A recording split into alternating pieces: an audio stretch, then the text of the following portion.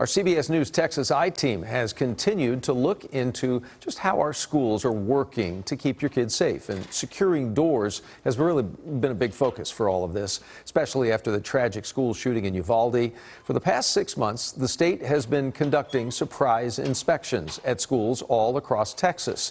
Well, tonight, investigative reporter Brian New takes a close look at how our local schools have fared and why inspectors are not checking all schools the same way. Every day at Marine Creek Middle School in Fort Worth, the doors are checked. What the teacher is instructed to do is basically lock doors at all times. School Police Chief Charles Ramirez says it's his job to keep the district's locked door policy top of mind for everyone. Because as you know, it's not only the police officer's responsibility for safety and security, it's everybody's. But this year, it's not just schools checking the doors. So are state inspectors. He came straight through the door with no problem. It was unlocked. He walked straight through it. After hearing testimony last summer on how the Uvalde gunman walked into the school through an unlocked door, Governor Greg Abbott ordered the Texas School Safety Center to double-check that schools are locking doors. So for the past 6 months, trained inspectors have been going to schools unannounced, trying to get inside. What we're trying to do is prepare schools to minimize as much loss to life as possible, and in the best case scenario, prevent it completely. To see how these intruder audits are going, the CBS News Texas I-Team checked in on dozens of districts that account for more than 1,300 local schools. Districts told us more than 40% of their campuses have had a surprise audit. Most campuses passed the test, but few districts were perfect. At 1 out of every 7 North Texas schools checked, inspectors noted a problem.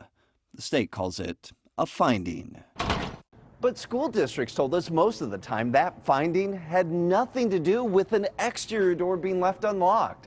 In fact, here in the North Texas region, state inspectors were only able to gain unauthorized access to a school in less than 4% of schools tested. Instead, schools told us inspectors noted findings for such things as not having their weekly door sweep logs readily available for an inspector, or for having a door that closed too slowly. But the most common finding North Texas school districts told us was for something inspectors are only checking for at some schools. Out of the 16 campuses so far checked in the Eagle Mountain-Saginaw district, inspectors found an issue at 6. In most cases, the school says it had to do with an interior door being left unlocked. The Eagle Mountain-Saginaw School District has a policy that classroom doors must be locked during instructional periods. Roughly half of all Texas school districts have a similar rule. For these districts, inspectors checked interior doors and reported a finding if any were unlocked.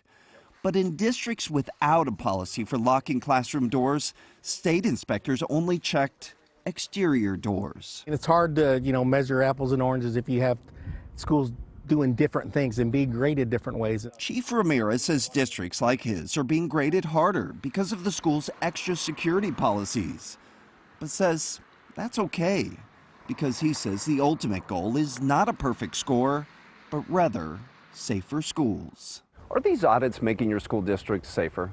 Oh yeah, no doubt. And I think what it does is really allows us to have really an outside perspective coming in to help us, maybe things that we're lacking or maybe things that we haven't thought of that they're bringing to our attention. Sometimes, unless you have someone from the outside checking sometimes, that you may not know what you're missing.